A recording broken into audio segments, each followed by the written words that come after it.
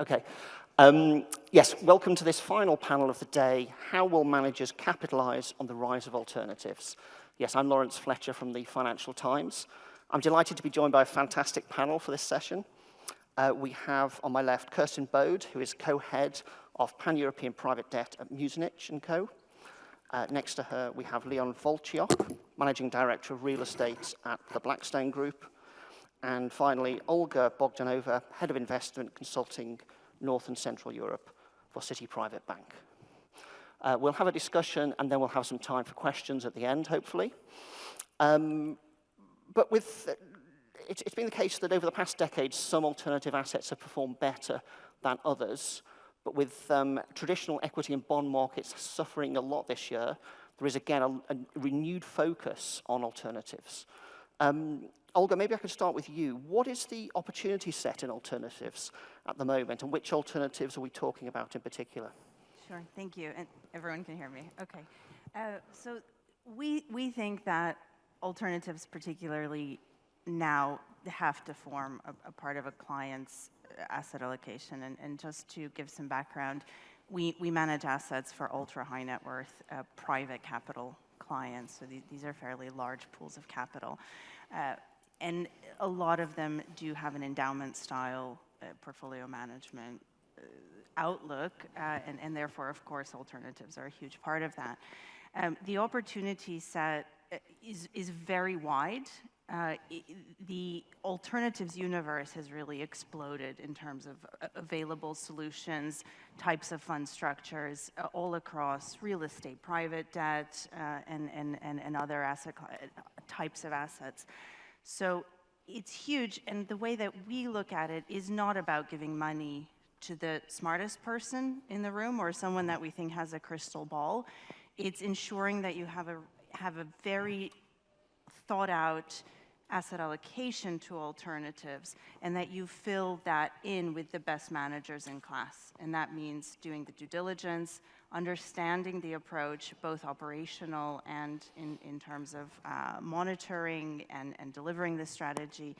And we want to stay away from anything that's hyped, anything that is a one-stop solution, and anything that promises to deliver returns that aren't realistic. It's really about tailoring the right approach for the right client. Cool. And could you say a little bit about sort of which alternatives maybe are sort of becoming particularly interesting at the moment? Again, it's across, the guys represented here, which is real estate and private equity and private debt funds. We also see a lot of clients looking at direct private investing, whether debt or mezzanine or equity indeed, but also hedge funds. And we see really a resurgence of an interest in hedge funds from private clients, but in a way that is different from pre-financial crisis. We're really looking at managers who are managing sleeves of capital around, for example, alternatives in the rates space or in the credit space. Or very specific arbitrage strategies or long-short funds.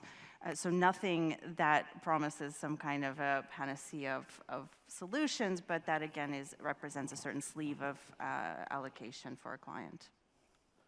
Sure, thank you. And Kirsten, maybe I could go to you as well. Obviously you focus on a particular area of alternatives, but what is the opportunity set there at the moment? Yeah, absolutely.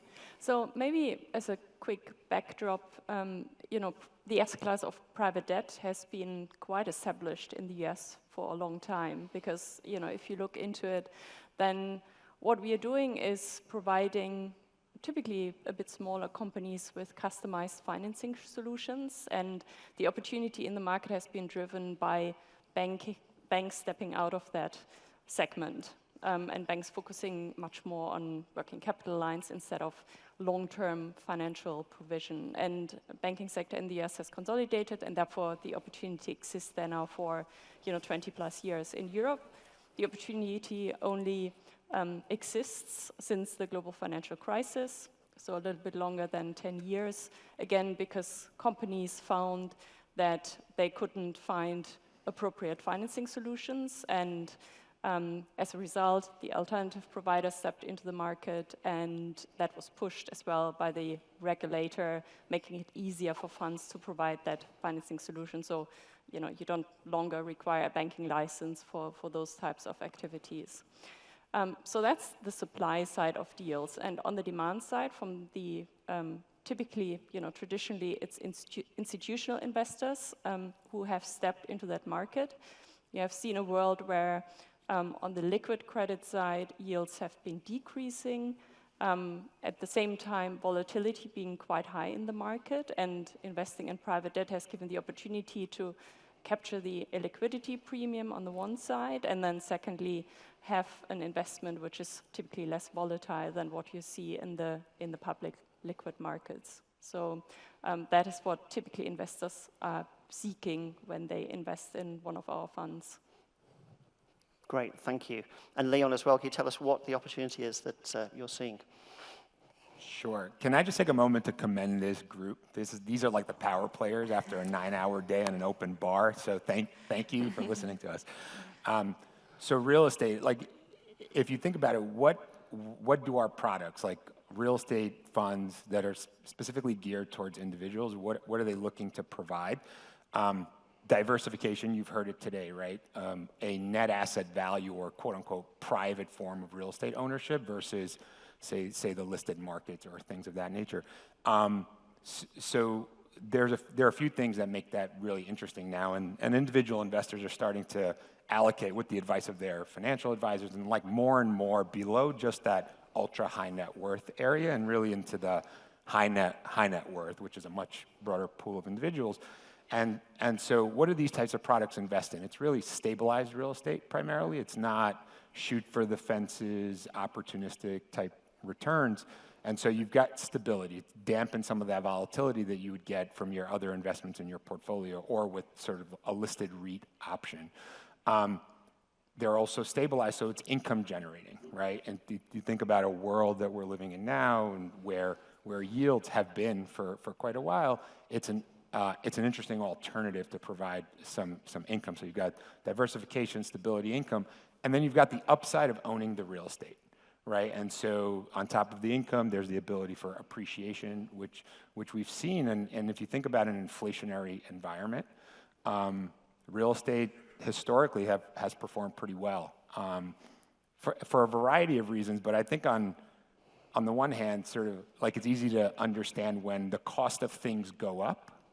When you own hard assets, they tend to appreciate and perform well.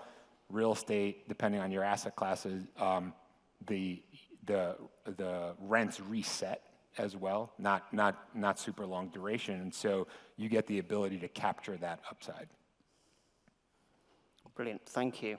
And Olga, maybe I could come back to you. To what extent are investors worried about traditional equity and bond markets at the moment? And do alternatives really provide the diversification that is maybe promised?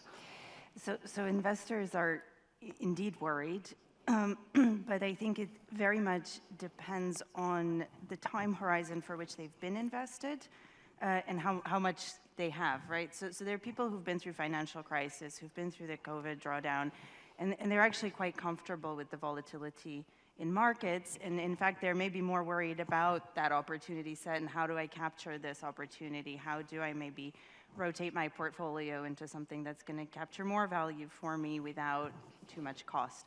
So there is, of course, this education that happens over time as private capital invests and they get more sophisticated.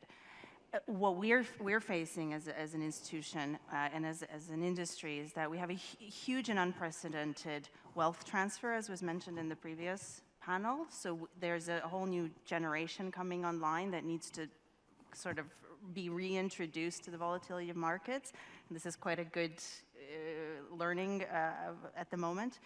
We're also faced with a huge wealth creation, particularly in Europe, particularly in the Nordics, which is a market that I cover, and we've seen an explosion of new liquidity. And for those clients, for those potential clients who've created this huge amount of liquid capital, with all of the risks that are abound in the universe at the moment, it's very hard for them to take the cliff risk of investing into public markets now. And that's in fact where things like real estate and public debt and equity come in, because it's easy to explain to them how they're going to derive value from private assets. They have more experience in a way in that, maybe not in the sophisticated way that we do it as institutions, but they understand the idea behind owning a company and investing for growth, owning or lending money to a company that doesn't get bank financing, or owning a building. And actually it can be within the volatile situation that we have now in an inflationary environment. Actually, sometimes alternatives offer a very good conduit to having that first discussion with newly sort of capitalized private individuals. Fantastic, thank you. Leon, can I come back to you just on that point? And particularly if equity and bond markets are falling as well, can real estate provide the diversification ultimately that investors might want? Yeah, we think it can, and it's really for the reasons that I noted before. They behave differently, especially when you look at private real estate, right? Not something that's listed that really behaves just like the stock market does, but really when you own hard assets where folks need places to live. You know, we could debate, you know, the office building, but people want to stay in hotels, and so your rent checks come in, you get the income, and it really does serve as a pretty significant stabilizer and diversifier. Cool, thank you. And Kirsten, can I ask the same question to you as well? Particularly, sort of, is it just a case of a time lag, or is it actually diversification in returns? Yeah, I mean, on a fundamental level, there's the same drivers. We talk about companies who perform in a certain way, and in a recession, you know, that impacts companies who, you know, issue liquid bonds, or companies who would engage with us on a private debt engagement. But specifically with regard to private debt, I think there is a benefit to be had. Number one, I mentioned already, you know, before, there's less volatility, because in the end, these are not traded investments, and therefore the mark will be super stable. So that's one way. And then if you contrast it to private equity, you know, if you talk about private equity, specifically if you sell a company, you're somehow dependent, most likely, on the multiples of the traded market, because that is used as a measurement. And that's really not the case for private debt, because in the end we have a principal, and we get the principal back, and that's it. So, you know, again, I think it is much less volatile than, for example, private equity on the illiquid side. Sure, thank you. And can I stay with you as well? Looking at retail investors, I think this is sort of an area that you're just at the start of looking at, really, is that right? What is the opportunity set there, and how might you have to do things differently, potentially, to market to them? Mm-hmm. No, absolutely. You know, so far, you know, the traditional fund investments have been addressed to institutional investors, and over the last, I would say, 12 to 24 months, we have seen a growing interest by either intermediaries or retail investors themselves to enter the asset class, again, for the same factors. You know, they see, you know, in their portfolios the volatility and all those types of things as well. And it has become easier for investors, and, you know, the regulator to some extent has made it easier as well. Obviously, you know, we had UCITS to start with, but that's more applicable to the hedge funds. On the private equity and private debt side, specifically EU has tried to make those investments available for the retail investors through the ELTIF, the European Long-Term Investment regulations, and you know, I think that is a, you know, very thoughtful and thought through step. And, you know, the advantage is, number one, retail investors can go into it, but on the second aspect is, how do we channel more money to smaller companies, which are super important in the European context, and help them grow, again, because, you know, banks might be stepping more out of the financing of those types of companies. So that's one example. You know, in the UK, you see investment trusts who are now going more into kind of private equity, private debt. In the UK, you have seen kind of the LTAF, which allows pension funds to invest in those types of assets. So I think there's lots of things happening. And lastly, I would say specifically, the big intermediaries who are addressed to private wealth networks are thinking a lot about semi-liquid, so combining liquid and illiquid aspects in specific investment proposals. So, again, there's lots of things which are currently being thought about. Sure, thank you. And where are we sort of in terms of regulation and so forth? Is the regulation in place for those things, or is we still waiting for? There's definitely things which are moving at the moment. I think there's still work which needs to be done, clearly. Sure, Yeah. sure. Leon, can I come to you as well? Like, what's the retail opportunity, and how might that pan out? Yeah, I think the opportunity is pretty tremendous, and what you're seeing right now is a confluence of events which is very supportive. So you've got the interest from the financial intermediaries, from the investors. You've got sponsors that are coming in more and more, and it's really happening on a global scale. We could talk about Europe specifically because that's the, we mentioned LTIF and things like that, but the opportunity is really large. So you've got the sponsorship, you've got the demand, you've got regulatory regimes that are trying to create more access and become more conducive. And if you think about the size, I'm really focused on the high net worth area, not because that's where our business is. We're the largest alternative asset manager in the world, and we manage close to $1 trillion across the board, and about 220 billion of which is in sort of individual investor capital. So quite a bit of experience doing that. And so the way we've studied it, it's an $80 trillion market across the globe for high net worth investors. So that's much larger than any form of institution or the like, and you just need the right sort of product types and regulatory regimes that are conducive to accessing those markets, and they're not always there. But there are great strides. So it is there's tremendous opportunity from a sponsorship perspective, from a distribution perspective, and there's a real need from investors, and so it's really finding a way to bring that all together. I wanted to just yes, add, please, because yeah. we had this conversation last night about regulations and LTIF, and whether regulations are keeping up to speed with demand and with the real situation on the ground. My view is not really, because so regulations in a way are made for very large pools of capital and very large institutional players who can keep up with speed and who have the ability to integrate all of that into their sales process.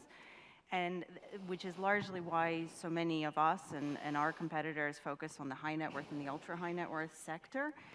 So we talk about the unification of regulations around semi-liquids and liquid alts and UCITS, but actually under the hood, you still have to register all those funds in all of the sort of 40 plus countries that you might want to distribute them into, right? So my market is 20 different countries. That's North and Central Europe, right? If you remember, there's all that Eastern Europe, there's a bunch of countries there. They all still require you to register funds with them individually, with the local regulators. So this idea that we have a unified regulatory regime in Europe is a myth, and it's not. There's always that competition there between the local regulators and the sort of pan-European. And I think that unless institutions advocate for more flexibility and there's more unification, what we are going to do is miss the digital trend, right? We're all going to be focused around marketing individually these funds to investors. And right behind us, we're going to have tokenization, we're going to have all the digital platforms, and they're going to come out with solutions that kind of supersede all of that intention to regulate the retail market and allow distribution to the retail market without that kind of sales process that we're all trying to regulate, or not us, but the regulators are trying to regulate. So I think there's a very interesting trend there, and we're going to see which one wins out. In an ideal world, then, what would you like to see regulators do? Like, what's the sort of best case scenario for you? Well, I think more of what we're already trying to see, which is streamlining, which is maybe something like the US system that you were describing. So there is kind of state regulation, but it's much more streamlined, and there's a lowest common denominator that you have to develop and deliver. There is some of that in Europe, but it's just not quite unified yet. So some passporting and streamlining would be very helpful to the distribution, to the more kind of lower scale investors. Sure, and Leon, can I just come back to a point you made about sort of high net worth? Is there an opportunity sort of in the wealth bracket below that as well, in sort of smaller retail investors? There's an opportunity, but it relates to this whole conversation we're having. The regulatory regime is pretty challenged to go all the way down market, and that's true in many places around the world. It's especially true in Europe for what we described. If you think about, you need rules that allow a flexible enough business strategy to execute on it, right? Individual investors want some liquidity. You need investment managers that need the ability to invest, where they see the opportunities. And so it doesn't work that well. Luxembourg, interestingly enough, they have a good regime that pairs upfront regulation, regulatory oversight, reporting transparency, but gives you sufficient flexibility, allows you to go sufficiently down market. That's not true for the rest of Europe. LTIF is designed to be the solution for that, and so good progress is being made, but there are a couple of things there that need to really shake out for that to work well. I mentioned liquidity as one of them. Some allowance for liquidity is super important, because even though individual investors, especially high net worths, view these as medium to long-term investment strategies and don't expect, immediate liquidity, there is a need for some of that to be present. So that's what you need. And I described this, Olga mentioned the US framework, and that's, we have some products built in the US for this, and it's that, it works. There's an upfront regulatory process, there's ongoing sort of reporting, there's an ongoing oversight, but then it gives you that flexibility and allows you to go relatively down market. Cool, thank you. Are we potentially in a situation where sort of retail investors could end up with a sort of a not such a good version of the alternatives that you work in? I mean, for instance, think about hedge funds. There's this idea that actually that sort of UCITS versions of hedge funds they just don't have all the good things that hedge fund managers might want to sort of have in their products, and in a sense, do retail investors end up with just a worse product? Does anyone take that over? I mean, I have a view that if you really want to invest in illiquid strategies or assets, if the liquidity of your instrument doesn't match the liquidity of your underlying strategy, it doesn't make sense. So to force things like liquidity or the reduction of the use of derivatives or the inclusion of certain sustainability metrics over others, which are still quite subjective and difficult to implement, I think you do end up, at the moment, with a worse product. But I do think there's a lot of innovation and a lot of education around how we, progress that. But I still think that retail or smaller investors should be allowed to invest in illiquid assets in illiquid vehicles, because ultimately I just think if you own a house, that's illiquid, right? If you own a property, that's ultimately illiquid. If you can't match your product to your underlying, that's funny for me. I don't know if you agree with being a property. Yeah, I would say you can't make it unlimited liquid. Can you do things to optimize and make it semi-liquid with the proper education and transparency so that everyone understands what this is and the financial advisors can properly advise their clients on where this fits within their portfolio? For sure. But then you need scale. You definitely need scale. You need massive scale to do that, which means that you guys are going to consolidate all of this. You need scale, and you need real experience in managing that. The old saying of you can't be two individuals with a Bloomberg terminal and run a business like that. So actually, that's why you're seeing larger sponsors really get into that space. I'm not saying there won't be others, but that's where the confluence really is. Great, thank you. And What are your thoughts on fees as well? I guess with ETFs sort of coming down to pretty much a zero cost in some cases, are investors ready, or retail investors ready for the higher fees that alternatives will often command, actually? Kirsten, do you have any thoughts on that? Again, the world has been one where fees on the liquid products have gone down, and that has to some extent been passed on to investors as well. But again, I think it's about education, in my opinion, and really explaining that this is not sitting in front of a Bloomberg terminal and one person can shift, $1 billion a day, but it's a completely different type of work which requires human capital and is pretty expensive for the manager to run. So, but again, it provides a liquidity premium, or a premium in general. So hopefully, it still generates a value add for the investor. Sure. Leon or Olga, do you have any thoughts on fees?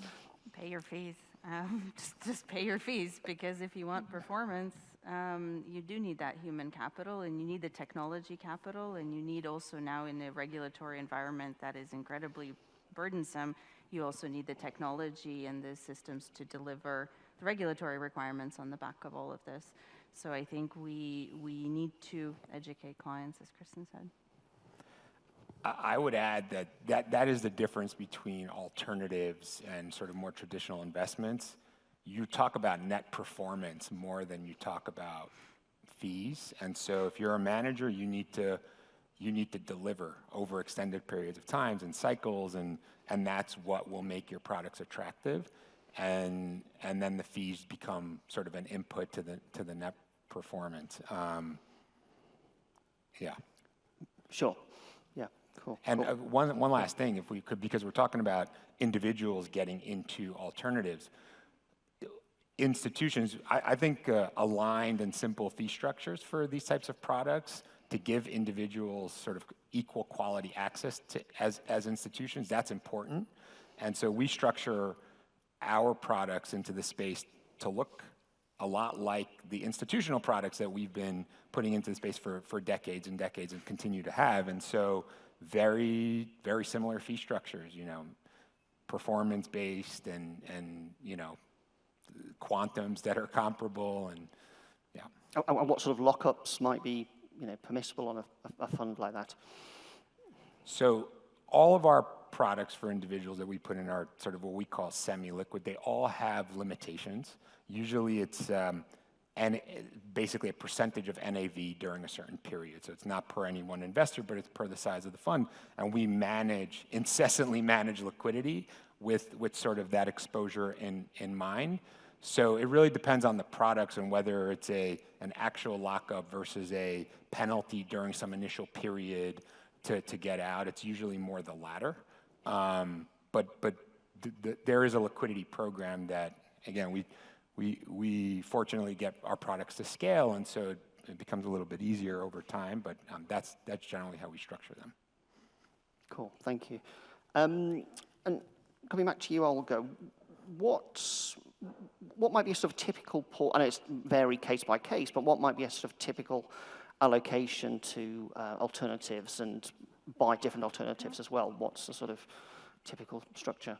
If you, just from a textbook or a Citi textbook perspective, we're recommending for a balanced multi-asset allocation, something in the region of a quarter of your portfolio, so 25% of a portfolio, into all types of illiquids or alternatives. So that includes, again, hedge funds, private equity, real estate, and private debt, roughly in equal percentages.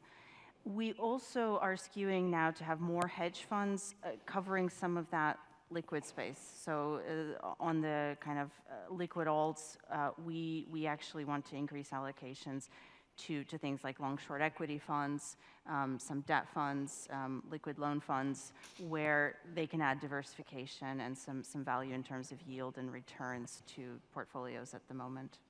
Sure, and how has that changed over time? Like, how might that have looked a couple of years ago, say?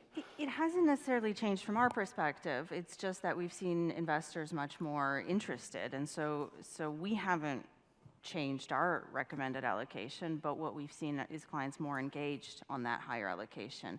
We've seen clients probably around just after the pandemic sort of rally started to peter out, so mid last year, we saw clients looking to switch from long-only portfolios to some kind of alternatives, particularly in hedge funds, more than ever before. But we still think that private capital is still very largely underweight illiquids compared to the institutional side. And if you think about the kind of pools of capital that we run for clients, which are very large, which are endowments, they should theoretically be managing their liquidity and their portfolios and their alternatives the same way as institutions and endowment funds do, and that means they should have higher allocations to illiquids. Cool. And Kirsten, can I ask you as well, how is your asset class maybe seen compared to other alternatives by investors? I mean, I cover hedge funds, and for years now, hedge funds have sort of been the poor cousin, really, compared to private equity in terms of what investors are looking for. How is private debt seen? I see it more on a kind of maturity curve, and somehow I think everything goes in cycles. So, hedge funds might be in again in a few years, who knows, But obviously they suffered the promise of not correlated returns, which then didn't happen. On the other asset classes which we talked about, I would think about kind of real estate and private equity really kind of kicking off the private markets and being quite mature and probably more established on the retail side as well. And then infrastructure following, and private debt probably the laggard and still in a more kind of ramp up phase. And you see that in the allocations of investors as well. I think the other asset classes still play a bigger role in the interests of investors. Cool. And Leon, how is real estate seen, do you think, compared to other assets? We get the benefit of being something everyone understands, right? Because real estate, it is sort of the gateway for a lot of investors to alternatives, because everyone knows what a building is. You live there, you work there, you shop there, and so very favorably viewed and easier to educate. You heard Olga talk about it because that's key. It's a bit easier to educate advisors and investors on that as an asset class versus something that seems a little bit more esoteric, which it's not at the end of the day when you talk about loans, right? Has the perception changed at all during the pandemic, for instance, in terms of how investors see it? I think early on there was a lot of concern about everything, but including real estate, like what's going to happen to hotels? Are people going to pay their rent? Is anyone going back to the office? So there was a lot of uncertainty that quickly sort of shook out. And I think real estate's become even more interesting because it's seen good periods of appreciation, but also income. Everyone's looking for income now and seeing a lot of volatility. And so real estate in general, privately valued real estate isn't very volatile. And so it's become more interesting and more demand since the pandemic for it. Sure. And Olga, can I come back to you? In terms of going into illiquids as well, is there maybe a danger, given some of these asset classes have performed very well over the past decade, that given where markets are at the moment, given sort of concerns about economic growth and inflation and so forth, could investors be going into assets just at the wrong time in terms of you can end up in illiquid assets that become very difficult to sell, for a long time?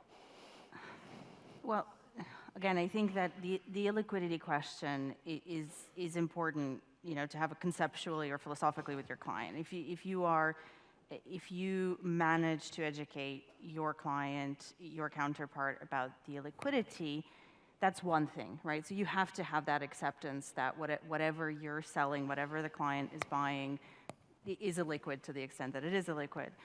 And I think you have to put that aside from where things are, from an economic perspective, because what you want to avoid in that discussion or in the future discussion with the client or the future complaint is that you have a business owner or a family who needs liquidity in the middle of a crisis. So you need to really manage clients' expectations in buckets, right? This is your liquid bucket, this is your market bucket, and this is your illiquids bucket. And as long as you've done that, you should not really be having that conversation in a way, right? We want to avoid having that conversation that we can't get out of a product or an investment. Is it the right or the wrong time? Again, I think in fact it is very much the right time. If we are on the verge of some kind of a period of very strong volatility, finding undervalued, distressed assets is exactly what we want illiquid managers to be doing for our clients. And we're never going to get the timing right, but most, for example, private equity funds have 5-year ramp-up periods, right? And we want them to have those 5-year ramp-up periods to be able to capture the opportunity set in that distressed market. And as well as in debt and in property, maybe to a lesser extent, because of the kind of volatility in market. But I think as long as you've parked that conversation around the availability of liquidity, then investing in a down market is the best time to look at alternatives. Sure, sure. And can I just ask a bit more about your sort of thoughts on private equity as well, given the massive flows that have gone in there for so long? Do you have particular concerns about this? I do have concerns that we have been in a market flooded with cash, flooded with exits, so liquidity events, right? So new clients who have started up a tech company and had a massive exit, and then are expecting us to produce the same types of returns for them by investing into private equity, but without the understanding that in fact we don't have that kind of crystal ball, and also we're investing at a much later stage usually for our clients in sort of later stage growth companies through funds. So I do worry about it, and I think that it will be nice to see some consolidation and some bottoming out of players that are not quality, right? I think that in the last 5 years, since the financial crisis, I mean, you mentioned it, any guy with a Bloomberg could have made you money. And that's very easy to sell with a track record. I think now due diligence, scale, human capital and experience are going to be very valuable. Great, thank you. We've got a little bit of time for questions. If anybody in the audience has any questions they'd like to ask the panel, or if there's any questions online as well. Have we got one here at the front? Do we have a microphone? Great, thank you.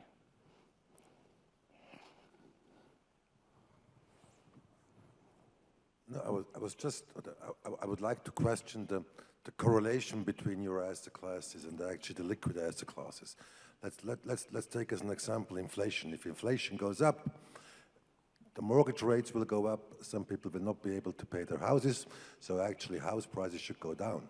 Same is true on the credit side. If inflation goes up, some small, mid-sized companies will have problems to actually pay back their debt. So what I have seen and what I believe is, I don't doubt the success of your asset classes, but I doubt the lacking correlation to the normal stock markets as we know it. Ultimately, we're all in the same boat. Who'd like to tackle that? I'm happy to start. I mean, it's kind of similar to the answer I gave before. I think underlying the companies deal with the same problems if they're, issuing liquid bonds or having a private debt instrument. And clearly, topics of inflation and increasing interest rates, which burden the companies, are clearly part of our credit analysis, which we are doing for every single company. And we are running lots of scenarios to be comfortable that there's enough headroom for the company to, live with those increases. But I think the more dramatic point is just in terms of markets, because, in the bond market, if in a time of upheaval, investors feel that, their bond fund was the least impacted ones, they need liquidity, they go out of it, and then, this kind of creates a crazy market reaction. You don't have those aspects in the private market. So yes, the underlying companies deal with the same problems, which we believe we can manage. That's our job as portfolio managers. But then, from a fund performance aspect, you have very different drivers. Leon, are we all in the same boat? Yeah, I would say it really, if you think about, let's say, assets that you own, like if you own a pool of assets, let's say you're renting out housing to folks, and then the input costs to build new assets goes up, it tends to increase the value of what you already own. You mentioned rates, right? Mortgage rates. Yes, in making new investments, our cost goes up, and we have to model that appropriately in order to make our returns. But what that does is it actually makes it harder for individuals to buy a home, which means you need to rent for longer. And so that's all. Those are the impacts that an environment like this has. And I would say on the volatility point, you could study it for 30-year periods, and you're right. Do you end up in the same place?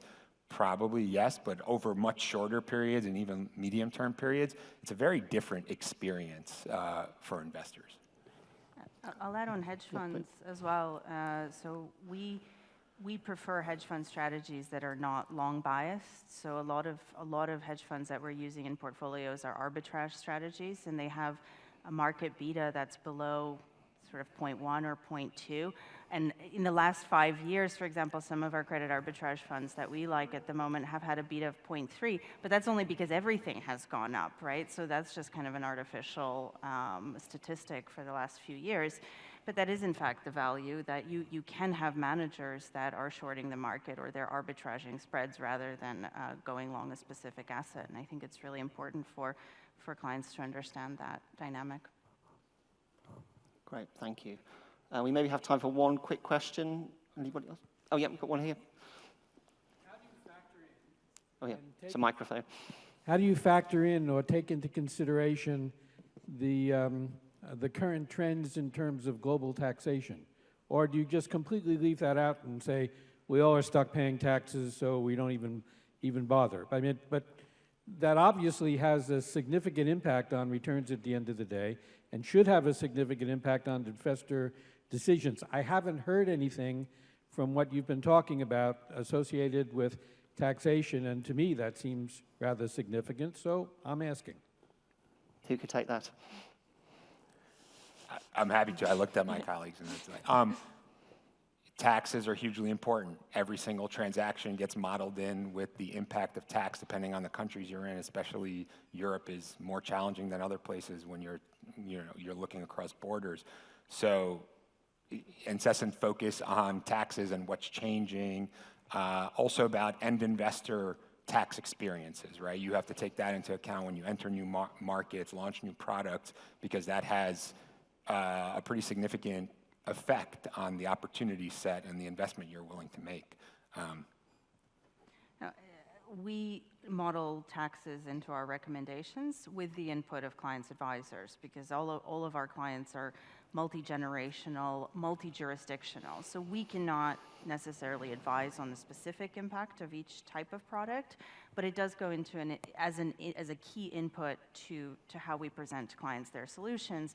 And we may very well use funds that are efficient rather than single line equities when we talk about liquid markets. In alternatives, city structures, feeders and blockers into the US market in the real estate space, and there's experience around that.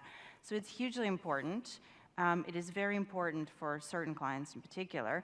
At the same time, I would say that I've seen a number, and quite a significantly larger number than I would have liked, of clients who are focused on tax above and beyond what is rational in terms of the potential returns they could be making in markets. So there needs to be a very numerical, I guess, or a quantitative approach to demonstrating to clients what's the impact and what's the opportunity cost of doing nothing because you're paralyzed by the fear of taxes. Great, thank you. And just to finish off, perhaps I could get a one-sentence or one-word answer from each of you to this nice question online. What is the number one challenge to the alternative investment fund industry at the moment? Kirsten. And I'm talking with the lens of kind of private debt and more private markets with hedge fund. For us, it's clearly kind of access to the retail market and how to manage that within the regulatory frameworks and distribution channels. Great, thank you. Leon? Sticking to that, it's the opportunity, but also the challenge is conducive regulatory regimes to provide that access. Great, thank you. And Olga? I think it is a little bit the proliferation of the offering. And this is really around private clients or private pools of capital. I think there are so many players out there, and it is incredibly difficult to understand which one to go with, what adds value, how do you construct a portfolio. So just singing from that kind of tower, my tower, is to say that we're bombarded by an offering, and clients need a way to consolidate that and understand. Brilliant. Thank you very much. It just remains for me to thank Kirsten, Leon, and Olga. Thanks so much for your time, and thank you for listening. Thank you. Thank you.